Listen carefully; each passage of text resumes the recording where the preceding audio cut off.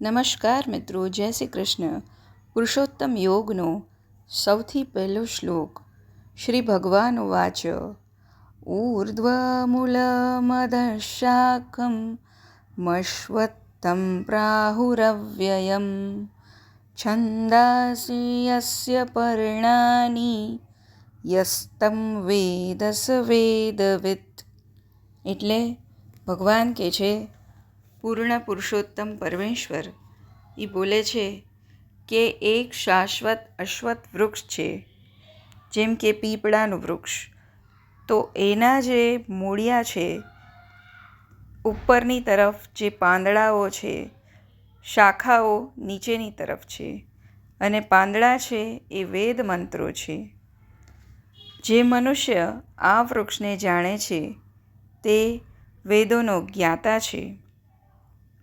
માટે જ જે મનુષ્ય કૃષ્ણ ભાવનામાં અર્થાત કૃષ્ણની સેવામાં સંલગ્ન છે તે વેદનો જ્ઞાતા થયેલો જ છે.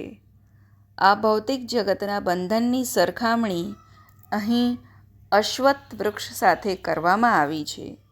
જે મનુષ્ય સકામ કર્મમાં પરોવાયેલો છે તેને માટે આ વૃક્ષનો કોઈ અંત નથી.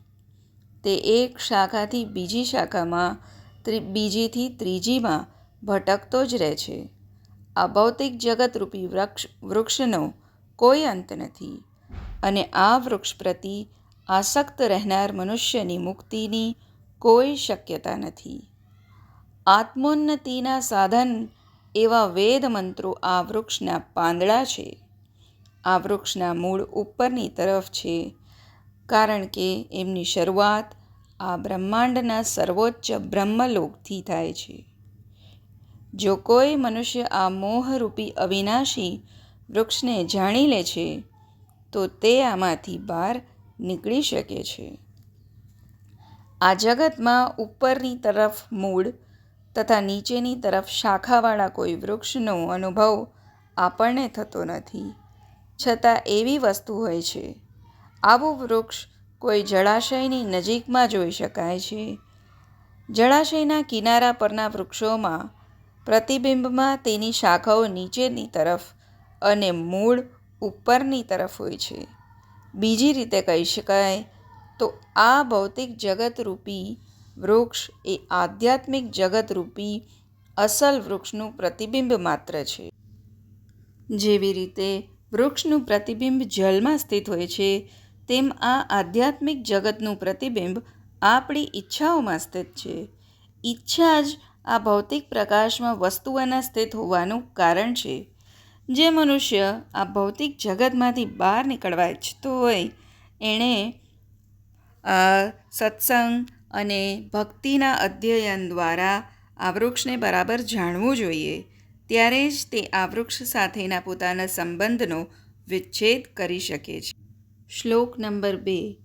અધશ્ચોર્ધ્વં પ્રસ્તુસ્તાસ્તસ્ય શાખા ગુણપ્રવૃદ્ધા વિષયપ્રવાલાઃ અધશ્ચ મૂલાન્યનુસંતતાની કર્માનુબંધીની મનુષ્યલોકે. આમાં ભગવાન કહે છે કે આ વૃક્ષની શાખાઓ ઉપર તથા નીચે પ્રસરેલી છે.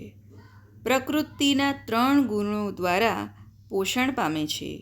તેની ડાળખીઓ ઇન્દ્રિયોના વિષયો છે.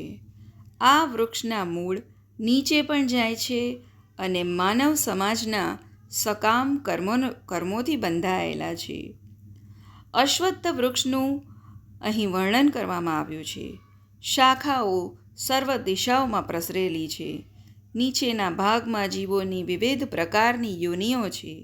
મનુષ્યો, પશુઓ, ઘોડાઓ, ગાય, કૂતરા, બિલાડા વગેરે આ બધા જ વૃક્ષની નીચેના ભાગમાં સ્થિત છે. જ્યારે ઉપરના ભાગમાં જીવોની દેવ, ગાંધર્વ અને બીજી અનેક ઉચ્ચતર યોનિઓ છે. જેવી રીતે સામાન્ય વૃક્ષનું પોષણ જલથી થાય છે, તેવી રીતે આ વૃક્ષનું પોષણ પ્રકૃતિના 3 ગુણો દ્વારા થાય છે. કેટલીક વખત આપણે જોઈએ છીએ કે જલના અભાવે ભૂખંડ વેરાન બની જાય છે, અને કોઈક વાર અમુક જગ્યા લીલીછમ હોય છે, એવી જ રીતે પ્રકૃતિના કોઈ વિશેષ ગુણનું પ્રમાણમાં આધિપત્ય હોય છે, ત્યાં તેને અનુરૂપ જીવોની યોનિઓ પ્રગટ થાય છે. વૃક્ષની ડાળખીઓ ઇન્દ્રિયોના વિષયો છે. પ્રકૃતિના વિભિન્ન ગુણોના વિકાસ દ્વારા આપણે વિભિન્ન પ્રકારની ઇન્દ્રિયોનો વિકાસ કરીએ છીએ અને આ ઇન્દ્રિયો વડે આપણી વિભિન્ન ઇન્દ્રિય વિષયો ભોગવીએ છીએ. શાખાઓના છેડા ઇન્દ્રિયો છે, જેમ કે કાન, નાક, આંખ વગેરે. આ બધી જ ઇન્દ્રિય વિષયો ભોગવવામાં આસક્ત રહે છે. ડાળખીઓ શબ્દ, રૂપ, રસ, સ્પર્શ વગેરે ઇન્દ્રિય વિષયો છે, જે વિભિન્ન પ્રકારના દુઃખો તથા ઇન્દ્રિય સુખના વિભિન્ન રૂપ છે. ધર્મ તથા અધર્મની વૃત્તિઓ આ ગૌણ મૂળિયામાંથી ઉત્પન્ન થયેલી માનવામાં આવે છે. આ મૂળિયા ચારે દિશાઓમાં પ્રસરેલા છે. તેનું સાચું મૂળ બ્રહ્મલોકમાં છે. તેના અન્ય મૂળિયા મનુષ્યોના ગ્રહમંડળમાં રહેલા છે. જ્યારે મનુષ્ય ઉચ્ચતર લોકોમાં પુણ્ય કર્મોનું ફળ ભોગવી લે છે, ત્યારે તે આ પૃથ્વી પર આવે છે અને ઉચ્ચ ગતિ માટે ફરીથી કર્મ અર્થાત સકામ કર્મ કરવા માંડે છે. આ મનુષ્યલોક કર્મ ક્ષેત્ર કહેવાય છે. હવે આપણે શ્લોક નંબર 3 જોશું. ન રૂપમસ્યેહ તથોપલભ્યતે નાન્તો ન ચાર્દીન ચ સંપ્રતિષ્ઠા અશ્વત્થમેनं સુવિરૂઢમૂલમ અસંગશસ્ત્રેણ દૃઢેન છિત્વા.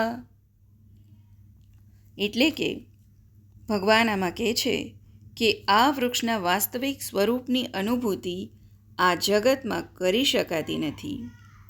કોઈ પણ એ સમજી શકતું નથી કે આનો આદિ ક્યાં છે, અંત ક્યાં છે અને આધાર ક્યાં છે. પરંતુ મનુષ્ય આ સુદૃઢ મૂળવાળા વૃક્ષને વિરક્તિના શસ્ત્ર વડે દ્રઢ નિશ્ચયપૂર્વક કાપી નાખવું જોઈએ. ત્યાર પછી તેણે એવા સ્થાનની શોધ કરવી જોઈએ જ્યાં ગયા પછી પાછા આવવાનું રહે નહીં, અને ત્યાં તેણે પૂર્ણ પુરુષોત્તમ પરમેશ્વરનું શરણ લેવું જોઈએ, જેનાથી અનાદિકાળથી દરેક વસ્તુનો આરંભ થાય છે, એમ જ વિસ્તાર પણ થાય છે. શ્લોક નંબર 4. તતઃ પદમ તત્ પરિમાર્ગિતવ્યમ યસ્મિન ગતાન નિવર્તન્તિ ભૂયઃ તમેવ ચાદ્યં પુરુષં પ્રપદ્યે યતઃ પ્રવૃત્તિ પ્રસૂતા પુરાણી. હવે આ અશ્વત્થ વૃક્ષના વાસ્તવિક સ્વરૂપને ભૌતિક જગતમાં સમજી શકાય નહીં. એના મૂળ ઉપરની તરફ હોવાથી અસલ વૃક્ષનો વિસ્તાર સામેના છેડે થાય છે. જ્યારે કોઈ મનુષ્ય વૃક્ષના ભૌતિક વિસ્તારમાં ફસાય છે, ત્યારે તેને દેખાતું નથી કે વૃક્ષ કેટલે દૂર સુધી વિસ્તરેલું છે, અને તો એ વૃક્ષના શરૂઆત ક્યાં થયેલી છે એને જાણી શકે છે.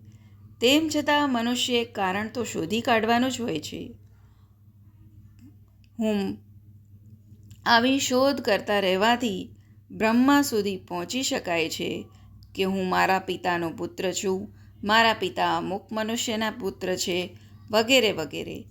તો એમ કરતાં બ્રહ્મા સુધી પહોંચી શકાય છે, અને એમની ઉત્પત્તિ ગર્ભોદક્ષાય વિષ્ણુ થકી થયેલી છે. છેવટે આ રીતે મનુષ્ય પૂર્ણ પુરુષોત્તમ પરમેશ્વર સુધી પહોંચે છે, ત્યારે સમગ્ર શોધનો અંત આવે છે. મનુષ્ય આ વૃક્ષના ઉદ્ગમ પૂર્ણ પુરુષોત્તમ પરમેશ્વરની શોધ એવા મનુષ્યોના સંગમાં રહીને કરવી જોઈએ, જેમને પરમેશ્વરનું જ્ઞાન પ્રાપ્ત થયેલું છે. આ બાબતમાં અસંગ શબ્દ બહુ મહત્વનો છે, કારણ કે વિષય ભોગની આસક્તિ તથા ભૌતિક પ્રકૃતિ ઉપર પ્રભુત્વ કરવાની પ્રવૃત્તિ બહુ પ્રબળ હોય છે. માટે મનુષ્ય અધિકૃત શાસ્ત્રો પર આધારિત આત્મજ્ઞાનના વિવેચન દ્વારા અનાસક્તિ કેળવવી જોઈએ. જ્યાં ગયા પછી મનુષ્ય આ મિથ્યા પ્રતિબિંબિત વૃક્ષમાં ક્યારેય પાછો આવતો નથી. પરમેશ્વર કૃષ્ણ જ આદ્ય મૂળ છે. જ્યાંથી પ્રત્યેક વસ્તુ ઉદ્ભવી છે એ પરમેશ્વરનો અનુગ્રહ પામવા માટે મનુષ્ય કેવલ એમને શરણાગત થવાનો છે. શ્રવણ, કીર્તન, સત્સંગ વગેરે ભક્તિ કરવાના પરિણામરૂપ હોય છે. તેઓ જ ભૌતિક જગતના વિસ્તારના કારણ છે. આની સમજૂતી સ્વયં ભગવાને અગાઉ આપી છે. માટે ભૌતિક રૂપી પ્રબળ અશ્વત્થ વૃક્ષના બંધનમાંથી છૂટી જવા માટે મનુષ્યે કૃષ્ણનું શરણ અવશ્ય લેવું જોઈએ.